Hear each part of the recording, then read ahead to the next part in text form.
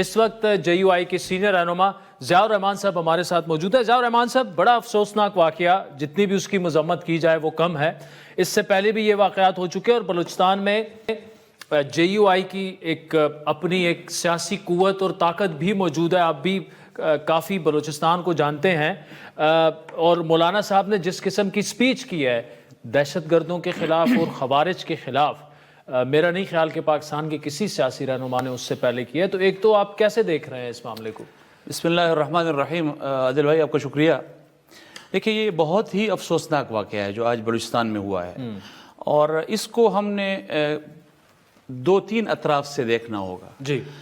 ایک تو جو بلوچستان کی صورتحال ہے، جو لا اینڈ آرڈر کی صورتحال ہے، اس کے حوالے سے دیکھیں، اگر آپ کو یاد ہو، مولانا صاحب نے جو 2-3 ہفتے پہلے پارلیمنٹ میں ایک سپیچ کی تھی، اور اس میں انہوں نے خبردار کیا تھا کہ جو بلوچستان کی صورتحال ہے اور جو ہمارے KP اور فاٹا کی صورتحال ہے، اس میں امن و امان کا جو ایشو انہوں نے اٹھایا تھا، جی، ہماری حکومت نے اس سے صرف نظر کیا۔ اس کے بارے میں بلوچستان کی صوبائی حکومت نے کہا کہ جی شاید مولانا صاحب کو صحیح صورتحال کا ادراک نہیں ہے، حالانکہ آج کے واقعے نے اور اس سے پہلے کے واقعات نے ثابت کیا کہ مولانا صاحب کو ہی اصل صورتحال کا ادراک ہے۔ جی، تو ایک تو اس حوالے سے ان کو دیکھنا ہوگا کہ جی اگر آپ کو پاکستان کی سیاسی لیڈرشپ پہلے سے آگاہ کرتی چلی آ رہی ہے کہ یہ اس طرح کی صورتحال آپ کے صوبے میں ڈیولپ ہو چکی ہے۔ لیکن ضیاء الرحمان بھائی، ایک منٹ یار، سیاسی لیڈرشپ جو ہے کون سی سیاست، آپ مجھے بتائیں نا۔ ٹھیک ہے، پیپلز پارٹی، اب گورنر کنڈی صاحب ہیں، وہ بار بار کہہ رہے ہیں KP کے حالات ٹھیک، بلوچستان کے کون سے سیاستدان کہہ رہے ہیں؟ دیکھیں، میں بڑے کم، لیکن مولانا صاحب کو یہ داد دینی پڑے گی کہ وہ یہ بتا رہے ہیں کہ دیکھیں گراؤنڈ پہ یہ سچویشن ہے اور آپ کان کھول کے سن لیں یہ والا معاملہ۔ عادل بھائی، ایک بات میں آن ریکارڈ کہنا چاہتا ہوں کہ یہ ہو سکتا ہے کہ آپ کسی بھی طریقے سے کسی سیاسی جماعت کا مینڈیٹ چھین لیں، آپ ان کی پارلیمنٹ میں پریزنس کو محدود کر لیں، لیکن آپ ان کی وہاں پر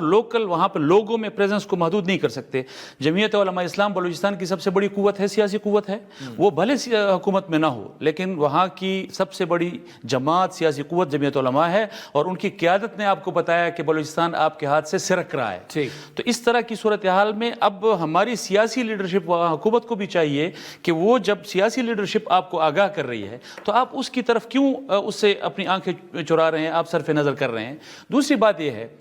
کہ یہ جو حالات ڈیولپ ہوئے ہیں اور اس میں پھر اس طرح کی سیکیورٹی ایشوز پیدا ہوئے ہیں، یہ ہمیں کچھ تھوڑا سا اپنے جو ہم اقدامات لے رہے ہیں، ہم بلوچستان کے حوالے سے، لوگوں کے حوالے سے، بلوچوں کے تحفظات کے حوالے سے ہم جو بات کر رہے ہیں، کیا ہم ان کو ایڈریس کرنے کی طرف جا رہے ہیں؟ یہ بھی ہمیں سوچنا ہوگا۔ اور ضیاء الرحمان بھائی، چلیں اس کو تو یہ ایسے جو واقعات ہیں، خصوصاً حامد الحق صاحب کی تعزیت کے لیے جب مولانا صاحب گئے، جو انہوں نے سپیچ کی وہ بڑی کلیئر تھی۔ دیکھیں، یہ کہ جی محرومیوں کو کہنا کہ بلوچوں کی محرومیاں ہیں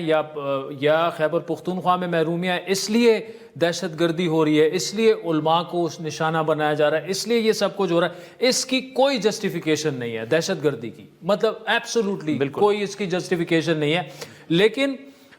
جو آگے کی صورتحال ہے اس میں میرے خیال میں جو سیاسی جماعتیں ہیں، اب مولانا صاحب نے جتنا کھل کے، بلکہ یہ دہشت گردی کے خلاف جو لڑائی ہے اس میں فرنٹ فٹ پہ تو اس وقت صرف مولانا صاحب آ گئے۔ آپ کی گورنمنٹ کے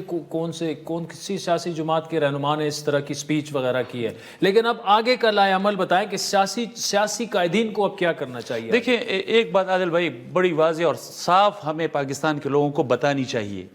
کہ یہ جنگ پاکستان کی ہے، لیکن یہ اصل میں جنگ کسی اور کی ہے۔ یہاں پاکستان بطور پراکسی استعمال ہو رہا ہے، یہ بین الاقوامی قوتوں کی لڑائی ہے جس کے لیے پاکستان کو ایک بیٹل فیلڈ کے طور پر استعمال کیا جا رہا ہے۔ اب یہ ہماری سیاسی قوت کا، ہماری حکومتوں کا اور ہماری اسٹیبلشمنٹ کا امتحان ہے کہ ہم نے بین الاقوامی قوتوں کے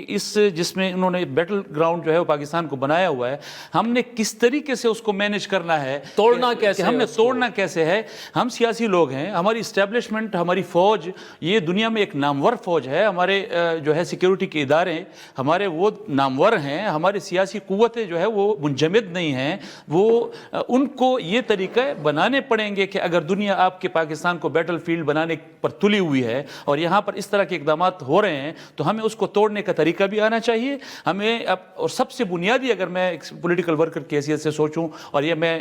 کہنا چاہتا ہوں کہ پھر اس میں ہمارے لیے سب سے پہلے اپنے لوگوں کو وہ ان کے تحفظات دور کرنے ہوں گے, ان کو اعتماد میں لینا ہوگا. اگر ہمارے لوگ, پاکستان کے لوگ, ہمارے کے پی کے لوگ, ہمارے بلوچستان کے لوگ اگر وہ متحد ہوں گے, دنیا کی کوئی طاقت آپ کے ملک کو بیٹل فیلڈ نہیں بنا سکتی.